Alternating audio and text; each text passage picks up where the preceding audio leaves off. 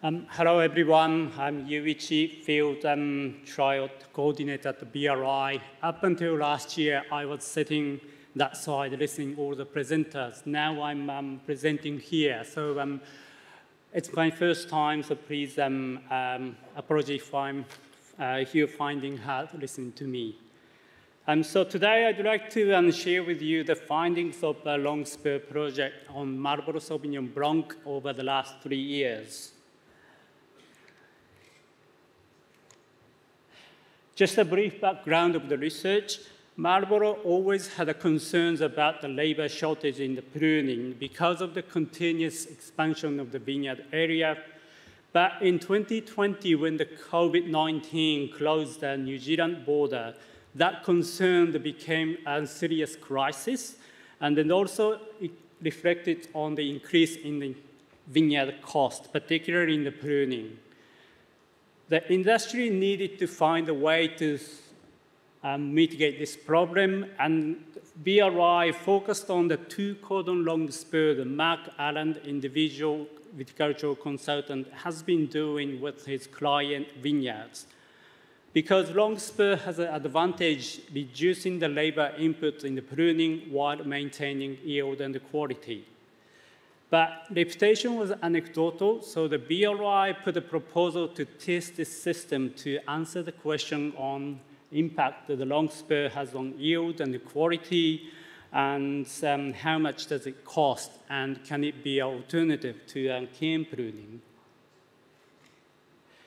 So we set up a trial design with 3 pruning treatments, 4 cane as a control, and 4 bud spur, which has the same bud number to 4 cane, and 5 bud spur that has the same spur numbers, but each spur has laid with 1 more bud. So the treatment has a 23% more nodes compared to 4 cane.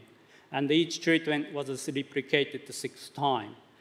3 commercial vineyards in the Violet Valley accepted the collaboration to this study. And apart from we did the winter pruning by ourselves, all the vines are managed under each vineyard's best practice in terms of the fungicide spray and summer canopy management. And there was no shoot thinning on those 3 vineyards.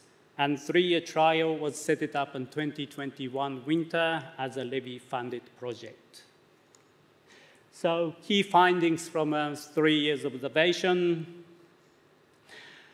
In spring, we measured the bud burst by counting the number of blind buds. The graph is showing only 1 vineyard data because the other 2 vineyards show the same pattern. The bar graph represents the percent of the bud burst, and the line graph above is showing the bud burst node number. So compared to 4 cane, 4 bud spur and 5 bud spur both tended to have a lower bud burst percentage in each of the trial season. In terms of bud burst node numbers, 5 bud spur was always higher in the 3 years in each vineyard. This is due to the treatment was retained more node at the pruning.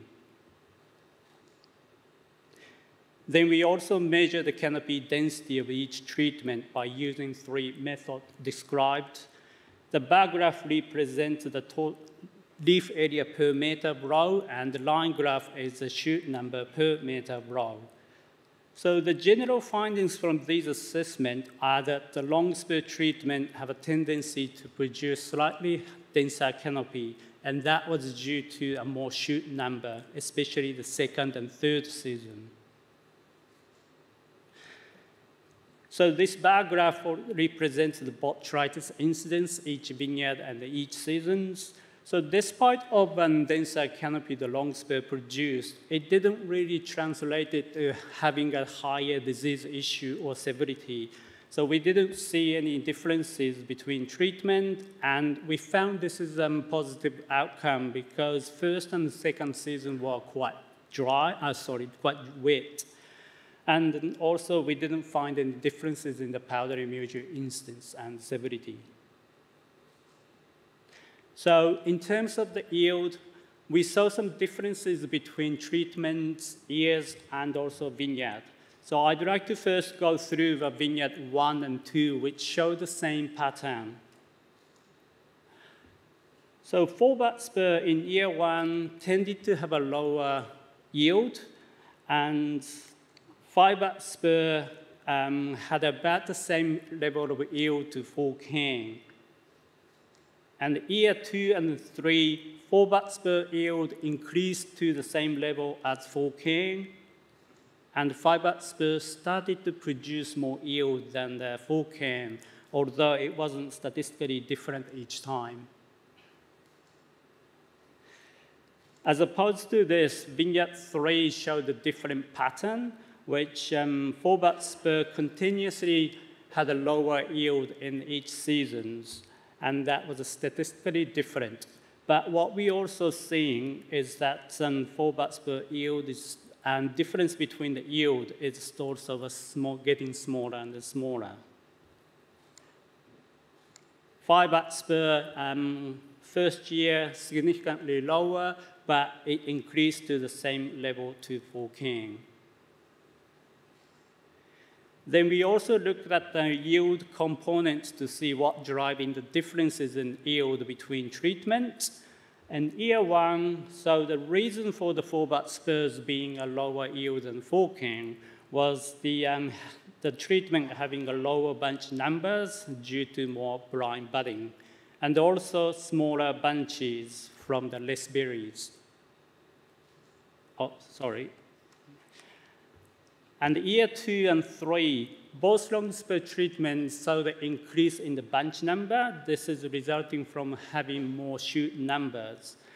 What we also saw from here is long-spur vine produced many shoots from old node. And what do I mean by this is some shoot grew from old node or the bottom of the spur sites.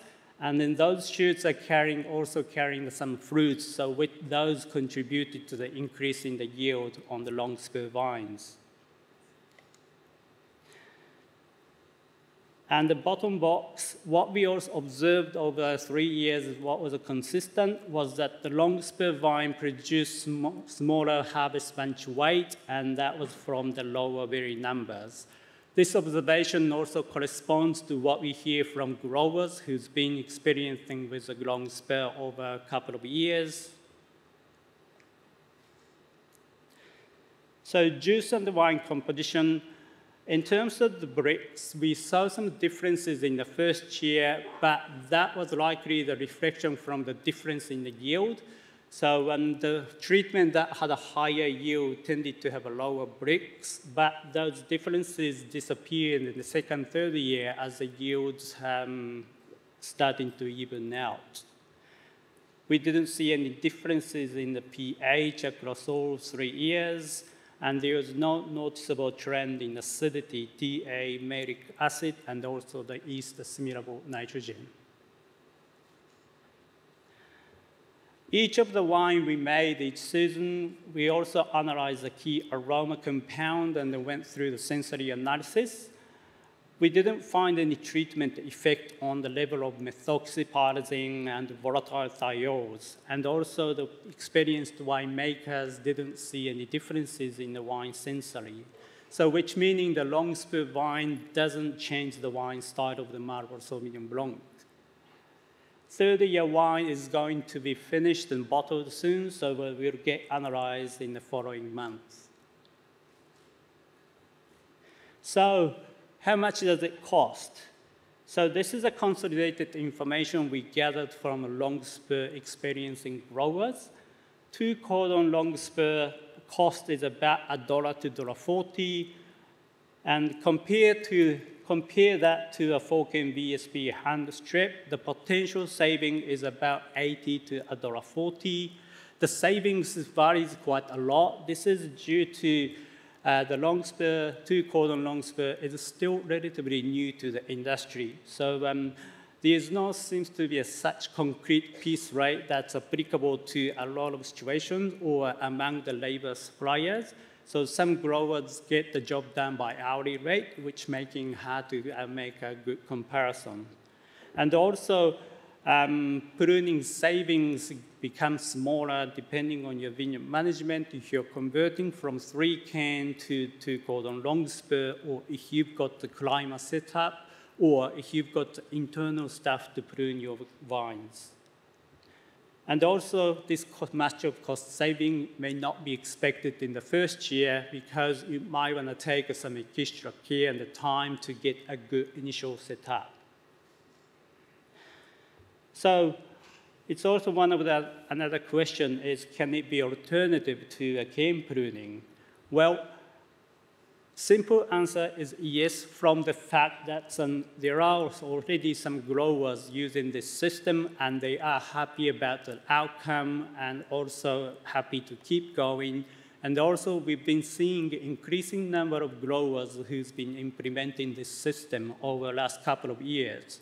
But we also made a simple cost-benefit model using our trial yield data. So the gross profit, the second row, is calculated by the 3 years total tonnage out of each treatment times a 3-year average Sauvignon Blanc price per ton. And the cost benefit down below is showing the difference between the 4-cane gross profit and each gross profit of the treatment after adding pruning savings. So based on these figures, if the vineyard can perform like vineyard 1 and 2, the long-spur looks like can be a good alternative. But if it performs like a vineyard 3, the answer is likely not an option. So long-spur, some vineyard may not be suitable. In the last 4 slides, I'd like to go through the practical implications from observations we made from trial sites and also from information gathered from growers. After the first season of the trial site, we observed some quite high occurrence of blind budding in long-spur vines, and that gave us a concern in spur creeping in the future. Then we also started using the finger and thumb technique, which leaving the very short spur at the bottom and making a long spur on top on the same spur sides. This technique worked really well, enabling to bring the spur side back down the following next pruning season. But what we also observing, like picture showed in earlier, some shoot will grow from non-count or the old node or the base of the spur, which can be used as a renewal spur. And we also found that vineyard, some vines are pruned to long spur over a decade, and this picture is particularly showing the ones with over 20 years, and there's no sign of spur creeping.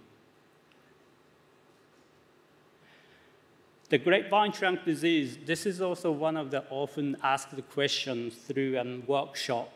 Which pruning type give it better protection over trunk disease? I'm not an expert on this area, and I was very curious to know about this. So I asked this question to Dion Mundy at the Plants and Food Research, who's done extensive research on this area. And according to him, spur pruning, yes, has an advantage over cane pruning because it reduces the chance of grapevine trunk disease pathogens entering to the primary structure, which is a trunk. Spur pruning generally shows the symptoms sooner than the cane pruning, but it actually works as an advantage because it's allowing the removal of infected wood by replacing the cordon. And spur pruning generally produces less shoots around the head. So less cut you can make around the head, it's better protect against primary infection getting into the trunk. And also another upside is a long spur only requires one pass for the wound protection, whereas cane pruning you might need a couple of times.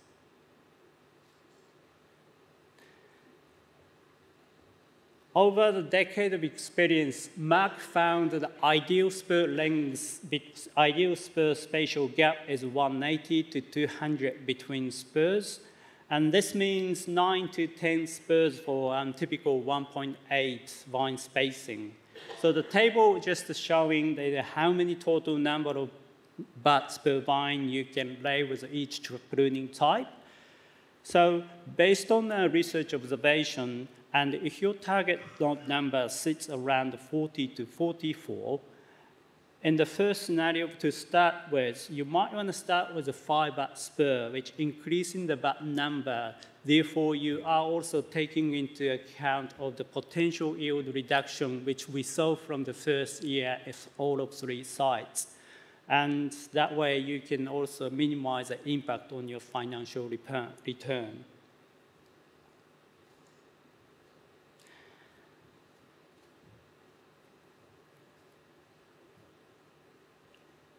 Yep, the last slide. To be successful with the long spur, initial setup is a key. And you might want to take some time in the care with the spur selection or filling the gap between the cordons, and also unwrap. Some people go through unwrapping the tightly wrapped cordons from the previous year. So instead of doing everything at once, conversion could take over 2 years. So in the year 1, as a preparation, when you do a cane pruning, ensure to select the canes that goes on the bottom wire, has a good attachment to the trunk. And those, they can be wrapped very loosely or lazy wrapped to that way making sure the vascular system is nice and straight, not disturbing suck flow. And also, it makes it easy to remove when it becomes developed very thick. And butter bottom canes to fill the gap. This means in the cane pruning, the best practice is to have a 1 or 2 hand gap, but with the long spur, you want to maximize the space available for fruit protection, so you want to fill the gap between canes.